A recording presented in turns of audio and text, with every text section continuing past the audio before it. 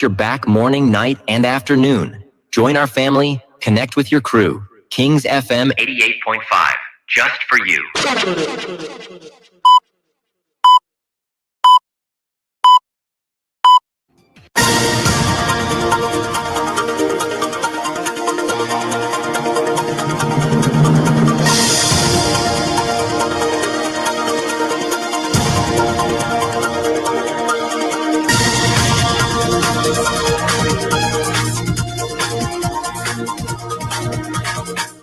Good afternoon from Monrovia. This is Newsroom from the News and Current Affairs Department of Royal Communications Incorporated. My name is Cornelius Johnson.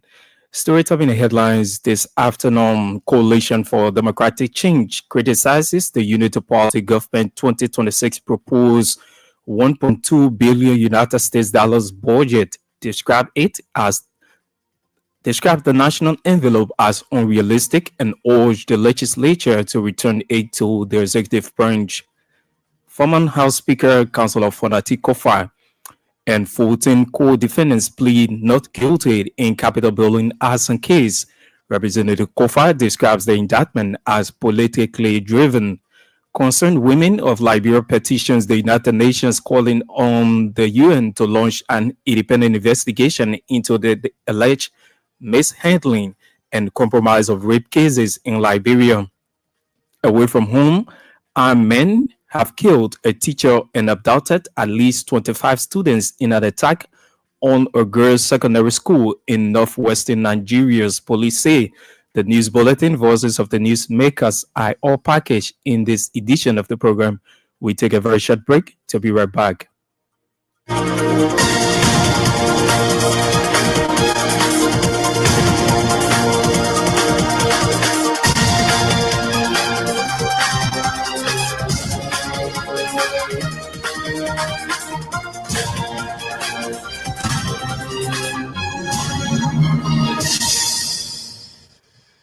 Thanks for being there. Let's now have the news bulletin.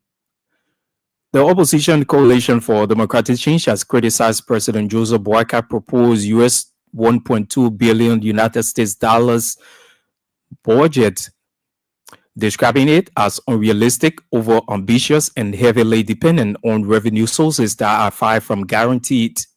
In a strong statement, the CDC urged the national legislature to send the budget back to the executive for a complete overhaul. The opposition citizens in criticism noted government's reliance on the expected US 20 or 200 million from ArcelorMittal Liberia mining agreement money, they argue, is uncertain, unresolved, and therefore inappropriate to anchor a national spending plan. According to the party, a responsible budget should be based solely on actual confirmed revenues, not projections dependent on deals still pending negotiation compliance or legislative approval. The CDC cautioned that if projected revenues fail to materialize, Liberia could face massive funding gaps, forcing road construction, hospital rehabilitation, school support programs, and other key development projects to stall. The CDC's release added that despite growing wage bills, nurses, teachers, police, and other frontline personnel continue to receive stagnant pay, raising concerns about the government's priorities. The party also expressed concern about rising debt obligations, arguing that the budget provides insufficient clarity on the country's current debt position and future risks, and call for a full audit and verification of all debt figures presented by the Ministry of Finance. CDC outlined several steps they believe the legislature must take before providing or approving any national budget, includes removal of all uncertain and projected revenues from the core budget. Former House Speaker Councillor Fonati Kofi and 4 co-defendants appeared before Criminal Court Aid on Monday, where they were formally presented with indictments tied to the alleged arson attack on the Capitol building. All 15 defendants entered not guilty pleas to the charges, which state prosecutors say linked them to the indictment. Before the indictment was read, the defendants requested that the case be tried before a jury. After outlining the accusations, prosecutors argue that a that the group played a direct role in the alleged attack. Defense lawyers, however, rejected the claims, maintaining that none of the defendants were involved. Resident George Roosevelt Willie subsequently scheduled the start of the jury section or selection for Tuesday at 9:30 a.m. following a series of pre-trial motions filed by the state. Speaking to journalists outside the courtroom, Councillor Fonati Kofa labeled the charges as politically driven, reaffirming his innocence and pledging to fight the allegations vigorously with the support of his legal team. The case continues to attract public interest as it enters the next phase of stage or the next stage of court proceeding. A civil society group under the banner Concerned Liberian Women has petitioned the United Nations accusing the Liberian government of compromising rape and sexual abuse cases. The group's actions reportedly stems from what it described as the Liberian National Police alleged protection of former Deputy Minister Brian McGill, who has been linked to the reported rape of a 14-year-old girl. Reading the petition Monday at the United Nations headquarters in Monrovia, the group's spokesperson, Juron Borba, accused the government of shielding influential individuals implicated in sexual violence cases. She claimed that some of those accused have strong connection within the executive branch and other political circles. Morba asserted that young girls across the country continue to face rape and sexual abuse, while the United Party-led government has failed to adequately address the situation. She further alleged that more than 2,000 rape and sexual violence cases remain unresolved, with several suspects reportedly moving about freely due to their alleged ties to the government. The spokesperson also described Liberia's justice system as selective, warning that such practices pose a threat to the nation's democracy. Meanwhile, the group called on the United Nations to launch an independent investigation into the alleged mishandling and compromise of rape cases in Liberia. Receiving the petition on behalf of the United Nations, the head of security at the UN Liberia office, Yafa Morba, assured the protesters that their concerns will be forwarded to the relevant United Nations authorities for proper or appropriate actions. The Integrity Watch Liberia, with funding from Irish Aid, has ended a one-day orientation for lawmakers and legislative staff on the national budget process and legislative oversight. Speaking at the ceremony marking the beginning of the orientation in Monrovia recently, the executive director of Integrity Watch Liberia, Harold Edward, said the budget year marks an important milestone in the country's history.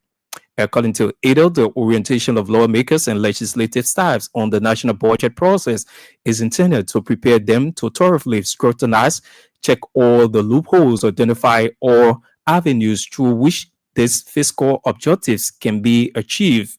Edel indicated that it is not adopting tax for the government to collect the necessary funding, considering the vast natural resources God has blessed the Liberian people with, but it depends on the seriousness of the collection of the adequate taxes levied or levied against the concession companies.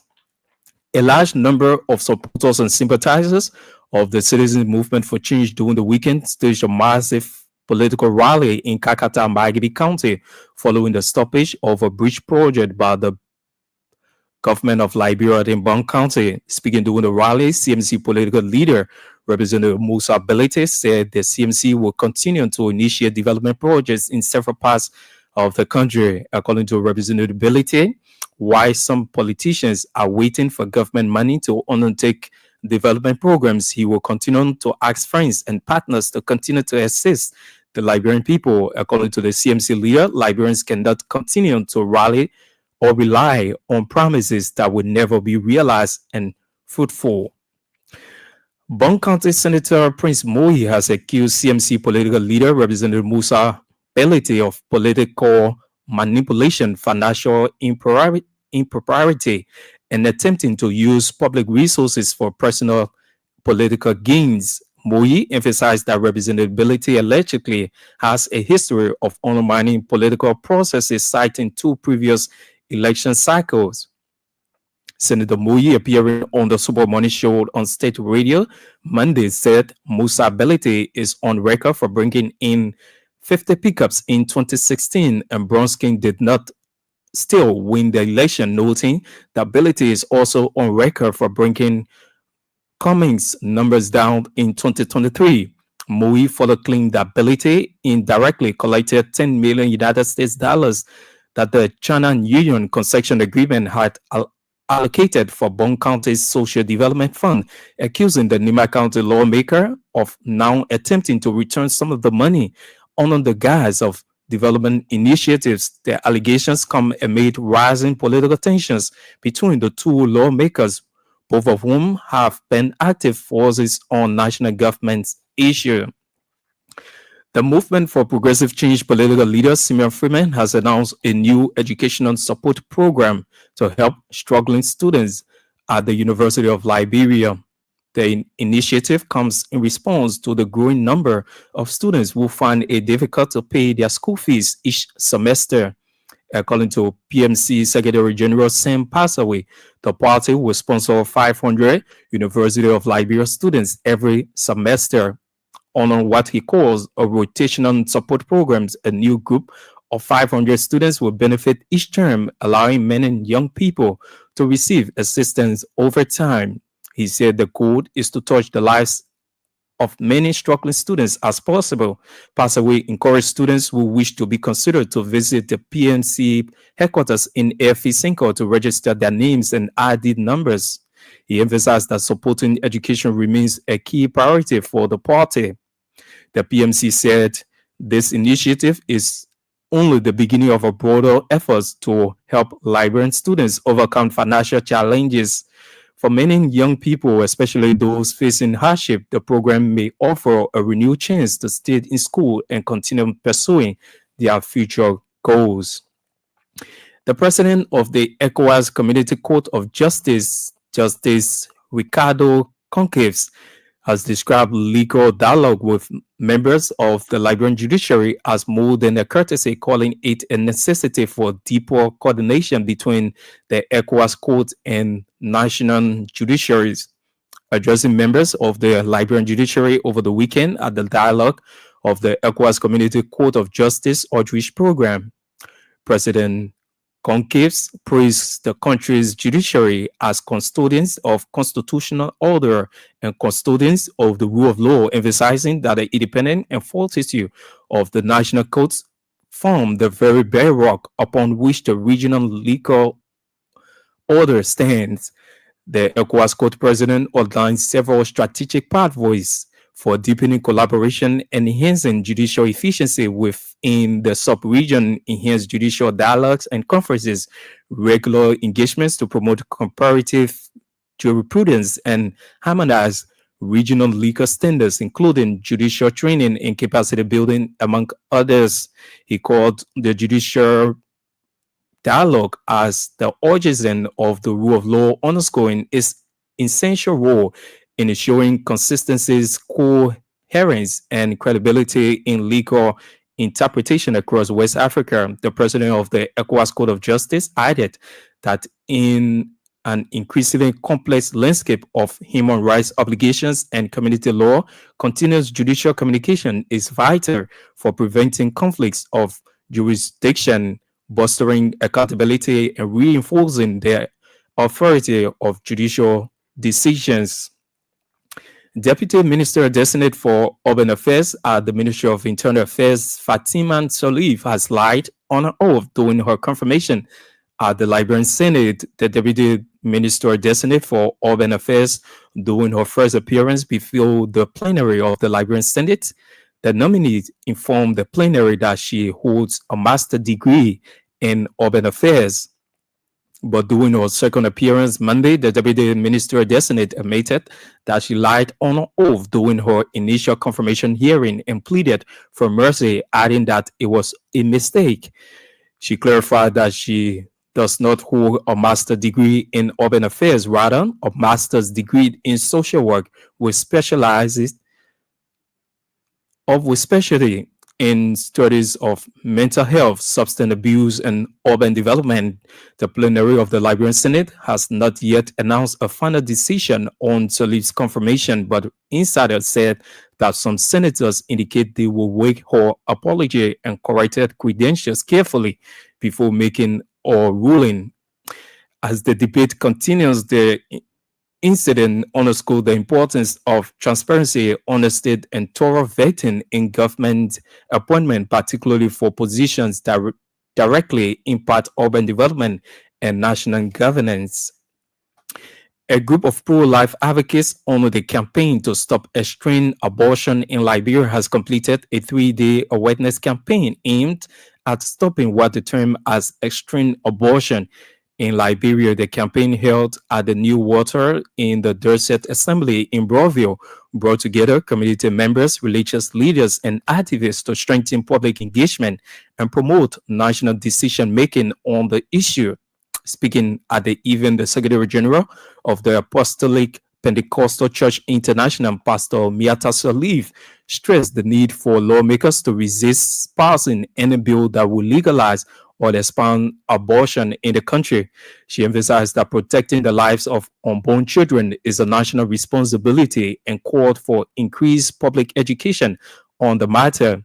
The stakeholders urge legislators to listen to citizens and consider the social, moral, and health implications they believe abortion poses. According to the group, engaging communities is key to building a united force against policy that will allow widespread abortion in Liberia. The 3-day workshop ended with a call for continuous dialogue and national outreach to ensure that citizens remain informed and involved in decisions affecting unborn children and family values. And a National Assembly of Chiefs and Tribal Governors is expected to take place this Thursday, November 20, 2025, at the Bangai Administrative Building in Bong County. According to Minister Francis Nyumali, the upcoming Chiefs Assembly is expected to bring together chiefs, elders, tribal governors, and traditional leaders from across the 15 subdivision. Minister Nyumale emphasized that the meeting will be presided over by President Joseph Boakai and will focus on decentralization policy, reactivation of service centers across the country, among others. The assembly is expected to run from Thursday, November 20, 2025 to Saturday, November 22, 2025. The news bulletin will take a very short break to be back with the voices of the newsmakers.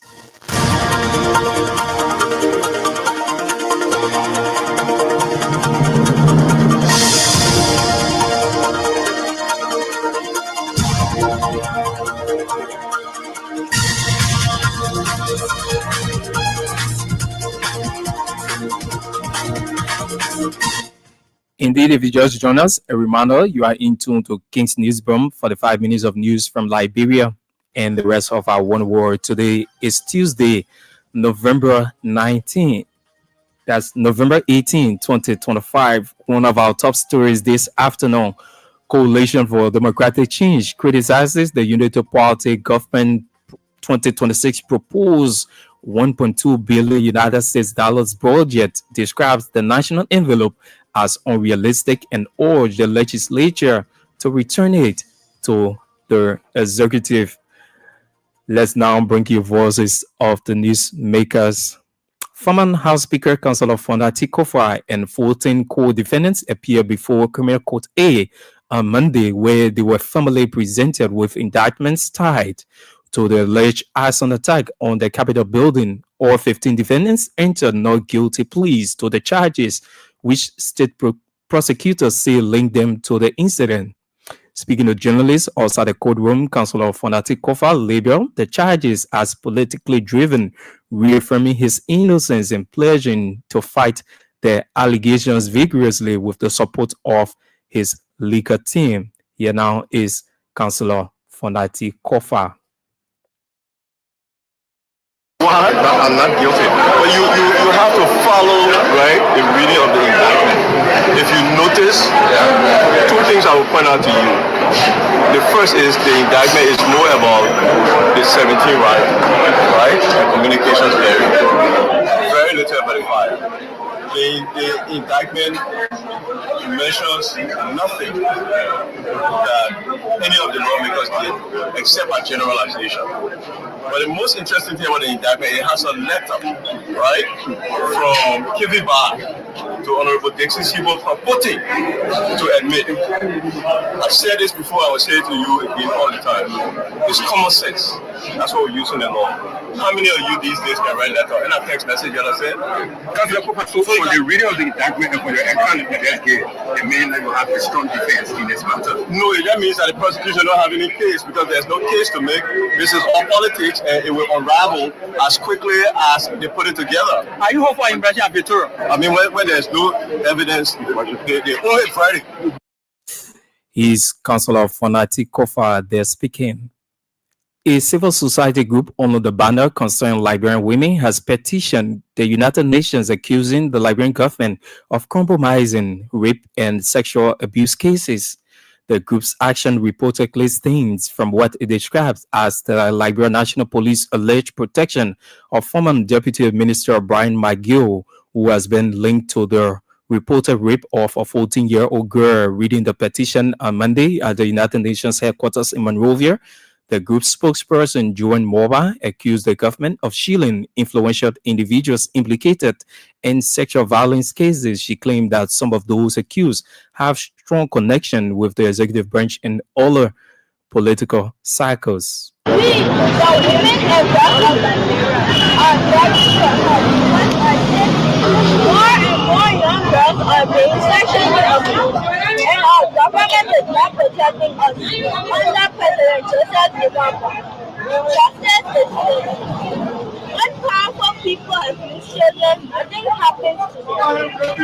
We cannot stay quiet while girls are abused. My name is Shireen Kolumolu, and I'm speaking for girls, mothers, and survivors all over Liberia. We see a justice system that works for powerful people, but not for the poor or the weak.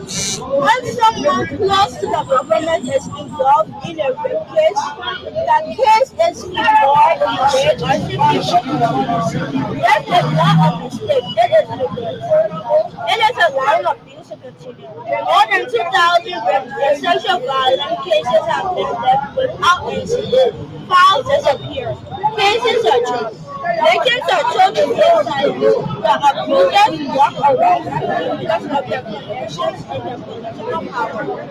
We speak from Maya, Governor, Dennis, Rangers, Kristen, Roberta, Jackie, Rita, Gabriel, and thousands of other girls who have been victims. And we speak for a poor 14-year-old girl who was allegedly raped by a deputy minister. While she suffers quietly, the minister still goes to the Ministry of Youth and Sports and even marks her father, who is just a simple security officer. We say enough is enough. If the government of Liberia will not protect its own children, then the United Nations must help us. We ask the United Nations to 1. Start an independent investigation into why rape cases are not being prosecuted. 2. Put public pressure on the government to punish all abusers. 3. Protect survivors from threats and government interference.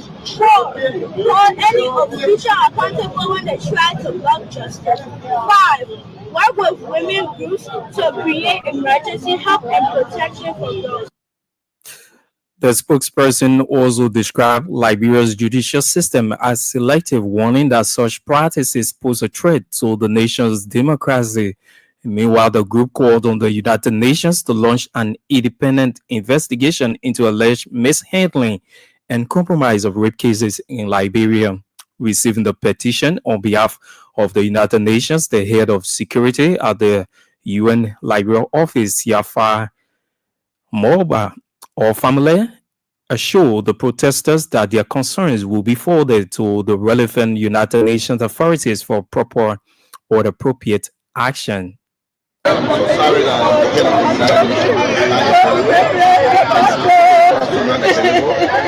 trust me,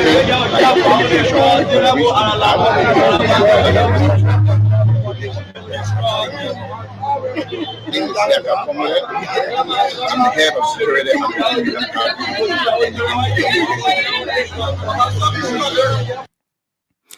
The head of security at the United Nations Liberia office, Yafa family.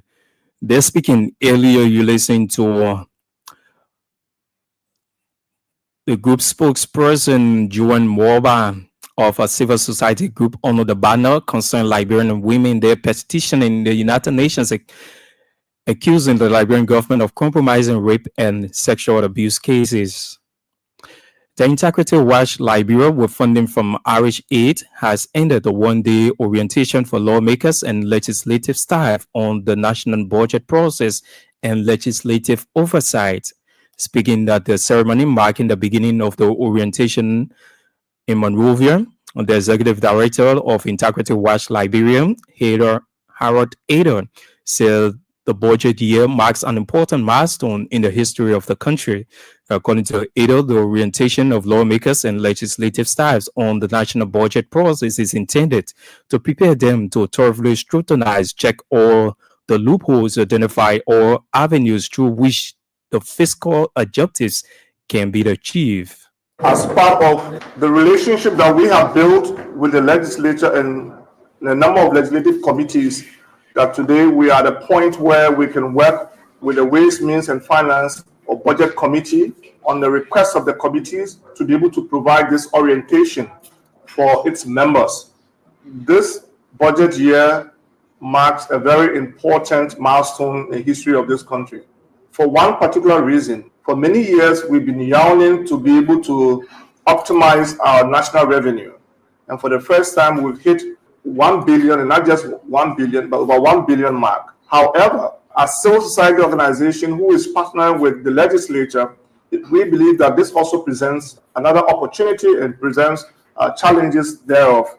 Because when you look at the budget, this training essentially is sort of create the environment where legislators who are on the budget committee get orientated around the budget, and then some of the legal framework, the PFM, and then the entire budget framework, and what is it that they need to pay attention to now that the budget is before them. But we also believe that civil society, in as much as we are at an important juncture and then a milestone in terms of hitting over 1 billion mark, we are also a bit concerned, and we hope that even as lawmakers or legislators go into sort of sharing knowledge on what are those important things that it comes to the budget review, we are a bit concerned also about the fact that even though we have increased our budget by 1.2 billion, by the same token, if you look at the budget, you also see that recurrent expenditure has also gone up exponentially.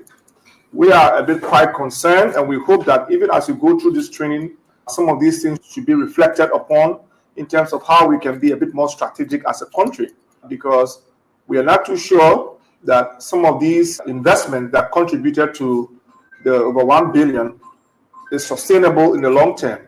So we hope that this should be some of your guiding lines or guiding principles as you go over this review, so that we can make strategic decisions as oversight body to work with the executive to make sure that whatever new revenue that we've identified that brought us to this point can be invested in strategic investments that will ultimately benefit Liberians and not be used for salaries or recurrent expenditure, which in my opinion is not sustainable. He's the executive director of Integrity Watch Liberia. He's Harold Edel, the speaking. A large number of supporters and sympathizers of the Citizens Movement for Change during the weekend staged a massive political rally in Kakata, Margibi County following the stoppage of a bridge project by the government of Liberia in Bon County. Speaking during the rally, CMC political leader Representative Musa Belete said that CMC will continue to initiate development projects in several parts of the country. According to Representative Belete, why some politicians are waiting for government money to undertake development programs, he will continue to ask friends and partners to continue to assist the Liberian people. Margibi is too important for us not to have development here. And the CMC The only thing we bring is development. The only thing we bring is to build schools. The only thing we bring is to build hospitals. The only thing we do is to build the roads. I want to tell you thank you. My heart is all yours.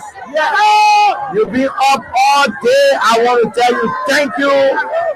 Thank you, Maggie, to our cheerleader, Madam Alice Besa. The reason for which we are here, we want to tell her thank you. Our regional chair, our Maggie County team, thank you very much. You have proven that Maggie is going to be a base for CMC. We promise you nothing but development. We'll take roads to your villages. We'll educate your children. We will do everything we have to do to make sure you have development. He's the political leader of the Citizens Movement for Change, Representative Musa Belete, that's speaking in Magabi County. Indeed, if you just join us, a reminder you are in tune to King's Newsroom, 45 minutes of news from Liberia and the rest of our one world. Today is Tuesday, November 18, 2025. My name is Cornelius Johnson, presenting story top in the headlines this afternoon. Coalition for Democratic Change criticizes the United Party government 2026 proposed $1.2 billion United States dollars budget, describes the national envelope as unrealistic and urged the legislature to return it to the executive. Former House Speaker Councillor Fonati Kofar and 14 co-defendants plead not guilty in Capitol building arson case. Representative Kofar describes the indictment as politically driven. Concerned women of Liberia petitions the United Nations calling on the UN to launch an independent investigation into the alleged mishandling and compromise of rape cases in Liberia. Across the border, armed men have killed a teacher and abducted at least 25 students in an attack on a girls' secondary school in northwestern Nigeria. Police say. We take a very short break. When we come back, we bring you more developments on the program.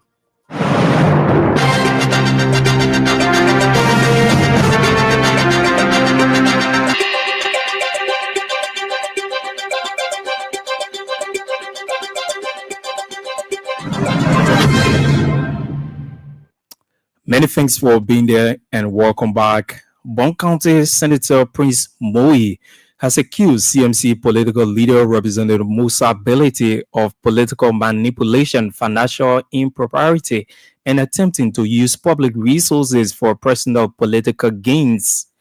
Moi emphasized that Representative Belete allegedly has a history of undermining political processes, citing 2 previous election cycles.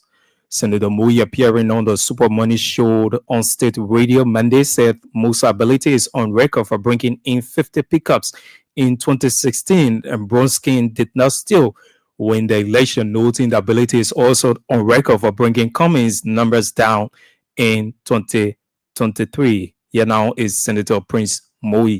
I have told all of our people, I said we need not to dance to the tune of mobility. We don't need to. Because he's on record of bringing more than 50 pickups 2016 for Liberty Party. They didn't go anywhere. He on record of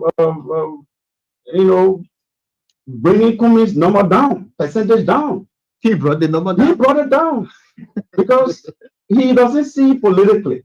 How can a man that have deprived Bon County of over $11 million through the illegal acquisition of China New York Tank and using it for commercial purpose, for which China New York was not able to pay almost $10 million of a social corporate responsibility fund to Bon County, they go to Bon County and try to carry some of these deprived funding that he has taken from the people indirectly to do 1 or 2 bridges. Then we take it as a blessing and as a political fear.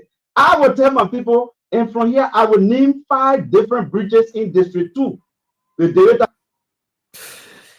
The president of ECOWAS Community Court of Justice, Justice Ricardo Goncalves, has described legal dialogue with members of the Liberian judiciary as more than a courtesy, calling it a necessity for deeper coordination between the ECOWAS court and national judiciaries. Addressing members of the Liberian judiciary over the weekend at the Dialogue of ECOWAS Community Court of Justice outreach program, President Goncalves praised the country's judiciary as custodians of constitutional order and custodian of the rule of law, emphasizing that the independence and fortitude of the national courts form the very bedrock upon which the regional legal order stands. The ECOWAS court president outlined several strategic pathways for deepening collaboration and enhancing judicial efficiency within the sub-region, enhanced judicial dialogues and conferences, regular engagements to promote comparative jurisprudence and harmonize regional legal standards, including judicial training and capacity building, among others. It is a singular honor and privilege to address this eminent gathering of judges, jurists, and jurisconsults, guardians of constitutional order, and custodians of the rule of law in this blessed land of Liberia. The ECOWAS Court of Justice holds your institutions in the highest esteem, for it is upon the strength and independence of our national judiciaries that the regional legal order ultimately rests. Today's exchange is therefore not a courtesy, but a necessity. It is an opportunity to deepen the dialogue between the ECOWAS Court of Justice and the judiciary of our member states. Two institutions bound by a shared vocation, upholding the rule of law and protecting human dignity across our region. The president of the ECOWAS Community Court of Justice also stressed that national courts are the first line of defense in protecting human rights, noting that when national courts uphold fundamental rights and offer remedies to victims, they do not only serve justice but also help shield their respective states from international scrutiny or potential condemnation by the ECOWAS court. The complex web of human rights protection, transnational obligations, and community law requires constant communication and coordination among courts at all levels. Such dialogue enables coherence in the interpretation of legal norms, prevents jurisdictional conflicts, and promotes the predictability, and authority of judicial outcomes. Through dialogue, courts learn from one another, not through subordination, but rather through the shared pursuit of justice. The ECOWAS Court recognizes that national courts are the first line of defense for the protection of human rights and the enforcement of the rule of law. Our court intervenes only when a violation engages the international responsibility of a member state under international or community law.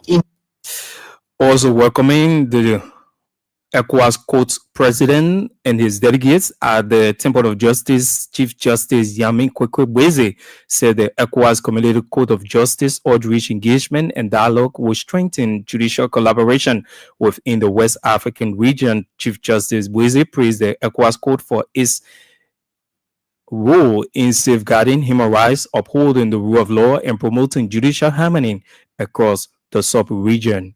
Again, it is an honor for me to have you here in Liberia, where our shared commitment to justice and regional integration is palpable. The ECOWAS Community Court of Justice role in upholding the rule of law, promoting human rights, and enhancing access to justice across the sub-region is invaluable, and we appreciate your dedication to these ideas. This dialogue for the Liberian legal practitioner is crucial for broadening his understanding of the Liberian people, fostering cooperation, and strengthening our collaborative pursuit and asset to justice. I trust that your interactions with the legal community of Liberia, comprising judges, magistrates, lawyers, and other stakeholders, will yield a fruitful discussion and trigger further collaboration and enhance the collective capacity to address the legal challenges in the sub-region of West Africa.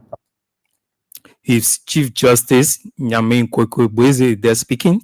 Earlier, you listened to the president of the ECOWAS Community Court of Justice, Justice Ricardo Concaves. Deputy Minister Designate for Urban Affairs at the Ministry of Internal Affairs, Fatima Soliv, has lied on oath during her confirmation at the Liberian Senate. The Deputy Minister Designate for Urban Affairs during her first appearance before the plenary of the Liberian Senate, the nominee informed the plenary that she holds a master's degree in urban affairs, but during her second appearance Monday, the Deputy Minister Designate admitted that she lied on oath during her initial confirmation hearing and pleaded for mercy, adding that it was a mistake. Clarify that I hold a master's degree in social work with specialized studies in mental health and substance abuse and urban development. I apologize for an earlier misstatement, which I mentioned a minor in urban development. My academic training is robust and aligns with the demands of this role, particularly in community development, social systems, and urban resilience. Should I have in any time inadvertently disrespected anyone, I extend my deepest apologies. My commitment to serve with professionalism, humility, and respect for all stakeholders and all Liberians is the most that drives me. The Department of Urban Affairs, established in She's Deputy Minister Designate for Urban Affairs at the Ministry of Internal Affairs, Fatima Soliv. They're speaking.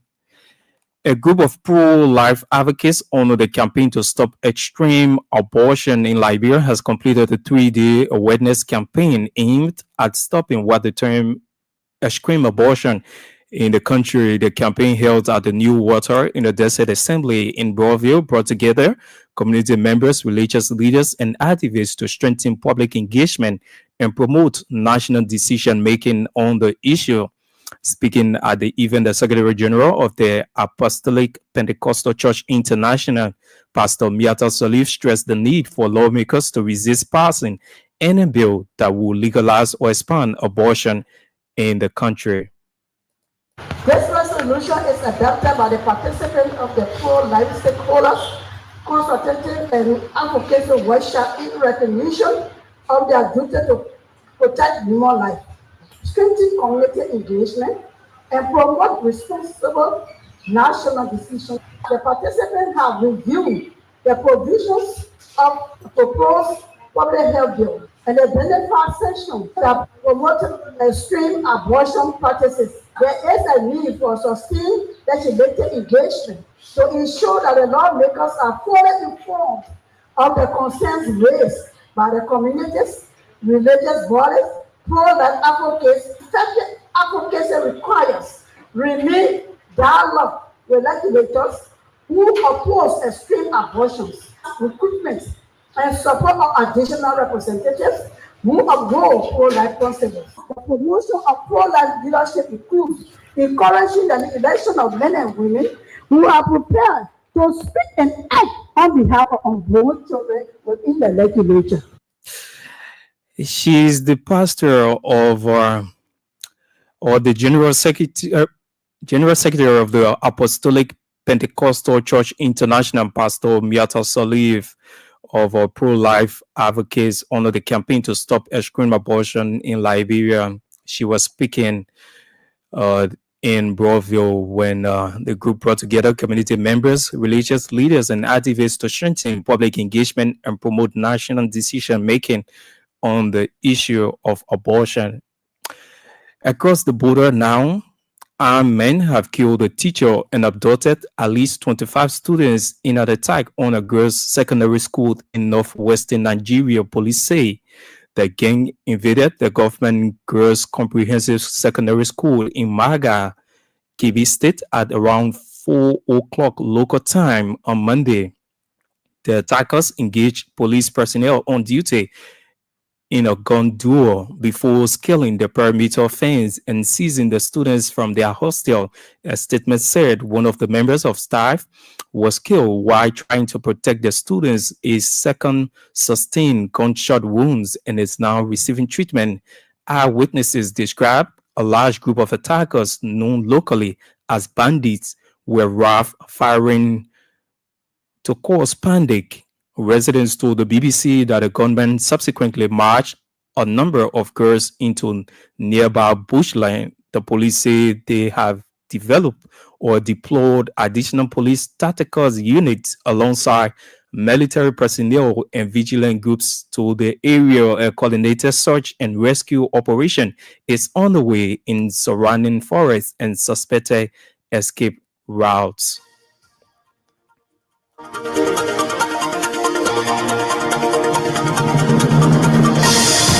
Well, that's all the time we have for this afternoon edition of King's Newsroom. But just before we go, here are stories we closely follow in the headlines. Coalition for Democratic Change criticizes the Unity Party 2026 proposed 1.2 billion United States dollars budget, describes the national envelope as unrealistic and urged the legislature to return it to the executive. Former House Speaker Councilor Fondati Kofa and 14 co-defendants plead not guilty in Capitol building arson case. Representative Kofa describes the indictment as politically driven. Concerned women of Liberia petitions the United Nations calling on the UN to launch an independent investigation into the alleged mishandling and compromise of rape cases in Liberia. Away from home, armed men have killed a teacher and abducted at least 25 students in an attack on a girls' secondary school in northwestern Nigeria, police say. Many thanks to all of our contributors, editors, and reporters who help in making this edition of King's Newsroom a success. For more news and information on this station, do join us at 6 p.m. this evening for a fresh edition of the program. On behalf of the entire team, my name is Cornelius Johnson. I presented. Many thanks to you for listening and watching. Good afternoon.